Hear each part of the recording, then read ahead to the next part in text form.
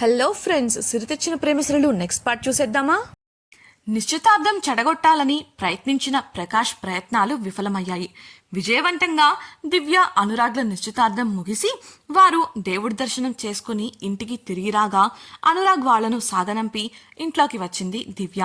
బుజ్జిసిరి ఎత్తుకోమని ఉయ్యాలలో నుండి కేరింతలు కొట్టడంతో సంతోషంగా ఆమెను ఎత్తుకొని బుజ్జగించింది. సిరి కూడా దివ్య సంతోషానికి తోడై ఇద్దరూ గలగల నవ్వుతుంటే వారి నవ్వులతో ఆ ఇల్లు శోభాయమానమైంది.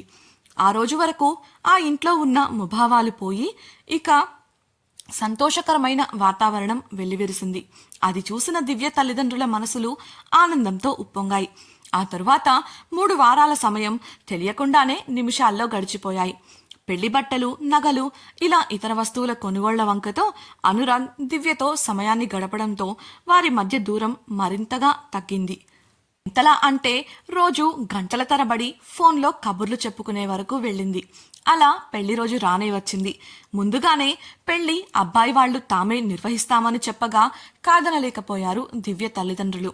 పార్వతికి ఒక్కడే కొడుకాయే, అందుకే నిశ్చితార్థం అమ్మాయి తరపున, పెళ్లి అబ్బాయి తరపున అని ముందే అనుకున్నారు.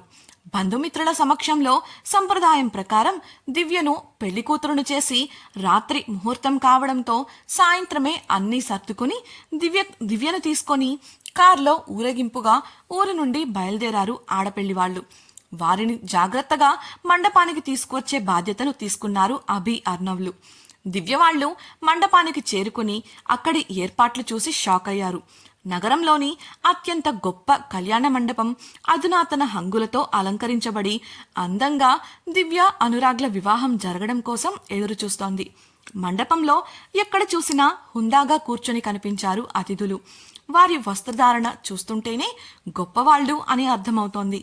వారిని అక్కడి ఏర్పాట్లను చూసిన దివ్యవాళ్లు కాస్త జంకినప్పటికీ మనోహర్ సతీ సమేతంగా వచ్చి వారిని ఆహ్వానించి లోపలికి తీసుకుని వెళ్లగా అతడిని చూసిన వెంటనే కాస్త తేలికపడ్డారు వారు. అయినప్పటికీ దివ్యలో కంగారు తగ్గలేదు. అసలే అలా ఉంటే ఆమె మండపాన్ని చేరుకోగానే లైట్స్ ఆఫ్ అయ్యాయి. అందరూ ఏమైందో అని కంగారు పడుతూ చుట్టూ చూస్తుంటే స్టేజ్ మీద ఫోకస్ లైట్ ఆన్ అయింది.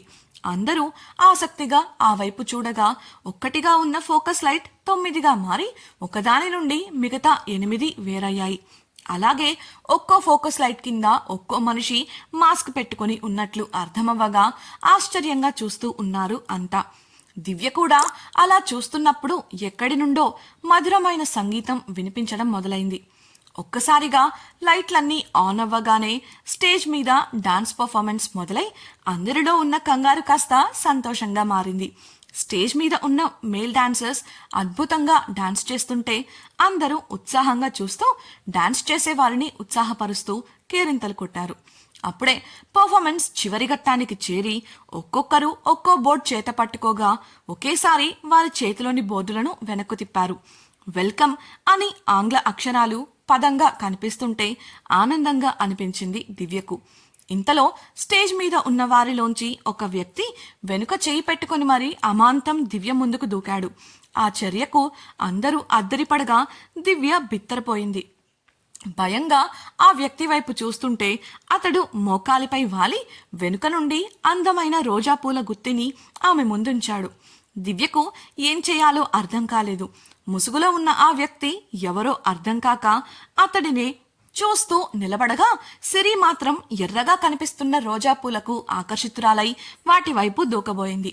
దివ్య పరిస్థితి అర్థమైన ఆ వ్యక్తి తన ముఖానికి ఉన్న ముసుగు తొలగించగా ఆనందంగా అందంగా నవ్వుతున్న అనురాగ్ ముఖం బయటపడింది.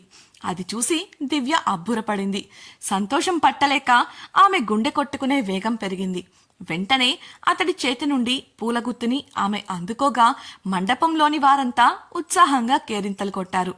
దివ్య మనసు ఉద్వేగానికి లోనవ్వగా ఆమె కంటి నుండి ఆనంద బాష్పాలు జాలువారాయి. వాటిని చూసిన అనురాగ్ నవ్వుతూ వాటిని తుడిచి వెళ్లి సిద్ధమై రండి కాబోయే శ్రీమతి గారు, తమరి రాకకై 1000 కన్నుల వేచి ఉంటాను, ముందుకు వంగి దారి చూపిస్తూ నాటకీయంగా చెప్పడంతో నవ్వేసింది దివ్య. దివ్యతో పాటు పెళ్లివారంతా ముందుకు కదలగా సావిత్రి దగ్గర ఉన్న సిరి అనురాగ్ను చూసి కేరింతలు కొట్టింది. పట్టులంగా జాకెట్లో క్యూట్గా ఉన్న సిరిని చూసిన అనురాగ్ సావిత్రి నుండి పాపను తీసుకొని తన గదికి సిద్ధమవ్వడానికి వెళ్ళిపోయాడు. అతడి స్నేహితులు పాప ఎవరని అడగగా నా పాప అని అతడు సమాధానమివ్వగా షాక్ అయ్యారు వారు. నీ నుంచి ఇలాంటిది అస్సలు ఊహించలేదురా, మాకెవ్వరికీ చెప్పలేదు కదా అని అనురాగ్ బెస్ట్ ఫ్రెండ్ అయిన మోహిత్ అనగా నువ్వనుకున్నది కాదులేరా, నేను దివ్య కలవడానికి ఈ బుజ్జి సిపాయే కారణం. సిరి లేకపోయుంటే దివ్య లాంటి అందమైన మనసున్న అమ్మాయిని నేను దక్కించుకోగలిగేవాణ్ణే కాదు. ఇది నా అదృష్టదేవతను నా దగ్గరకు చేర్చిన చిట్టి దూత అని కాస్త ఉద్వేగంగా అన్నాడు. మోహిత్ ఆశ్చర్యంగా చూస్తుంటే నీకు ఆ విషయాలన్నీ తర్వాత చెప్తాలే కానీ తను నాకు దేవుడిచ్చిన బిడ్డ అని చెప్పడంతో మరో ఆలోచన చేయలేదు మోహిత్. అనురాగ్కి సాయం చేస్తూనే సిరి క్యూట్గా ఆడుకుంటుంటే ఆమెకు కబుర్లు చెబుతూ ఆడిస్తూ ఉన్నాడు మోహిత్. ముహూర్తానికి సమయం కావడంతో అనురాగ్ను స్నేహితులంతా మండపంపైకి తీసుకెళ్లగా పూజ ప్రారంభమైంది. కొంతసేపటికి దివ్య కూడా మండపంపైకి చేరుకోగా వేదమంత్రాలు మేళతాళాల సాక్షిగా బంధుమిత్రుల ప్రేమాభిమానాల నడుమ దివ్య మెడలో తాళి కట్టి ఆమెను తనదానిని చేసుకున్నాడు అనురాగ్. సంతోషంగా అతడిని తాళిని చూసి తాళిని కళ్లకు అద్దుకుంది దివ్య. ఇతర ఆచార వ్యవహారాలను కూడా పూర్తి చేయగా చివరిగా అప్పగింతల ఘట్టం రానే వచ్చింది. శ్యామల మాధవరావులు దివ్యను అనురాగ్ కుటుంబ సభ్యులకు అప్పగింతలు చేస్తుంటే దివ్య ఆమె కుటుంబ సభ్యులంతా కన్నీటి పర్యంతమయ్యారు. దివ్యకు పూర్తిగా తన వాళ్లను విడిచి వెళుతున్నందుకు కన్నీళ్లు ఆగలేదు.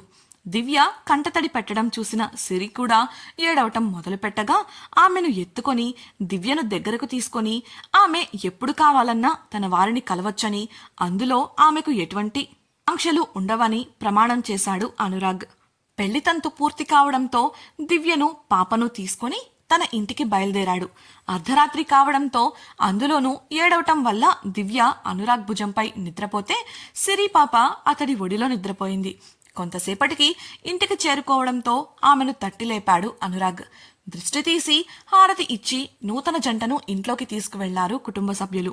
అప్పటికే అందరి ముఖాలలోనూ అలసటను గమనించిన పార్వతి ఉదయాన్నే పూజ ఉంది కదా, అందరూ వెళ్లి పడుకోండి, ఇప్పటికే చాలా లేట్ అయింది అని చెప్పగా ఎవరి గదులకు వాళ్లు వెళ్లిపోయారు.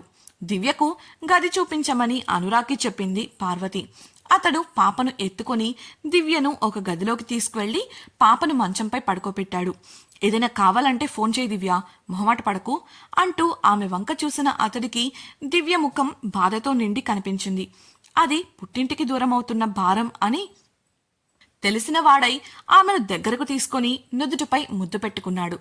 ఆమె ముఖాన్ని చేతుల్లోకి తీసుకొని కళ్లల్లోకి చూస్తూ నువ్విలా ఉంటే అస్సలు బాలేదు దివ్య, నీ పరిస్థితి నేను అర్థం చేసుకోగలను, కానీ ఐ ప్రామిస్ నీ సమస్యలన్నీ త్వరలోనే తీరుతాయి. నీ ఈ కన్నీటిని ఎప్పటికీ బయటకు రానివ్వను. ఎక్కువగా ఆలోచించకుండా నిద్రపో. ఉదయం పూజ ఉందని అమ్మ చెప్పారు కదా అని సర్ది చెప్పి ఆమెతో కాసేపు మాట్లాడేసి వెళ్ళిపోయాడు. మనోహర్ భార్య దివ్యకు సాయంగా రాగా త్వరగా ఫ్రెష్ అయ్యి అలసట వల్ల నిద్రపోయింది దివ్య. అప్పటికే సిరి మంచి నిద్రలో ఉండగా ఏం కలలు కంటుందో కానీ నిద్రలో కూడా బోసినవ్వులు నవ్వుతోంది. తన గదిలో ఫ్రెష్ అయి వచ్చి కొంత పని ఉండటంతో ల్యాప్టాప్ ముందు కూర్చోబోయిన అనురాగ్ తలుపు కొట్టిన శబ్దానికి గడియారం వంక చూశాడు. అర్ధరాత్రి 1 గంట. ఈ సమయంలో ఎవరా అనుకుంటూ తలుపు తెరిచిన అతడికి అభి, అర్నవ్లు పళ్ళికిలిస్తూ కనిపించారు. వారిని చూసిన అనురాగ్ విసుక్కోగా ఏంటి బ్రో, మా వదినొస్తుందని ఎక్స్పెక్ట్ చేశావా ఏంటి? అభి అల్లరిగా అనడంతో తలుపులు ముయ్యబోయాడు అనురాగ్. బ్రో మమ్మల్ని పెద్దమ్మ ఇక్కడే పడుకోమన్నారు, గెస్ట్ ఉన్నారు కదా, గదులు చాలలేదు అని అర్నవ్ చెప్పగా అనురాగ్ ఆగి వారి వంక సీరియస్గా చూస్తూ వేలు చూపించి మరి గదిలో పడుకోవాలనుకుంటే సైలెంట్గా ఉండాలి, అందుకు మీరు ఒప్పుకుంటే లోపలికి రండి అంటూనే వెళ్ళి ల్యాప్టాప్ ముందు కూర్చోగా వారిని అనుసరించారు అభి, అర్నవ్లు. అతడి వెనుకే వెళ్లి సరదాగా ఏదో అనబోయిన వారికి అనురాగ్ ల్యాప్టాప్లో కాల్ రావడం చూసి అతడు ముఖ్యమైన పనిలో ఉన్నాడని అర్థమై నిశ్శబ్దంగా వెళ్లి పడుకుండిపోయారు. పనంతా పూర్తి చేసుకొని ల్యాప్టాప్ మూసేసరికి 4 అయింది. అనురాగ్కు నిద్రపోదామని మంచం వంక చూడగా కాళ్ళు చేతులు చాపి మరీ మంచం మొత్తం ఆక్రమించి గుర్రు పెట్టి నిద్రపోతూ కనిపించారు అభి, అర్నవ్. ఇక చేసేదేం లేక వెళ్లి సోఫాలో వాలిపోయాడు. తర్వాత ఏం జరుగుతుందో తెలుసుకోవాలనుకుంటున్నారా? అయితే ఛానల్ను సబ్స్క్రైబ్ చేసి సిరి తెచ్చిన ప్రేమసిరులు తర్వాతి భాగాన్ని వినేయండి. అలాగే మీకు ఈ వీడియో నచ్చినట్లయితే లైక్ చేసి మీ సన్నిహితులతో షేర్ చేయండి.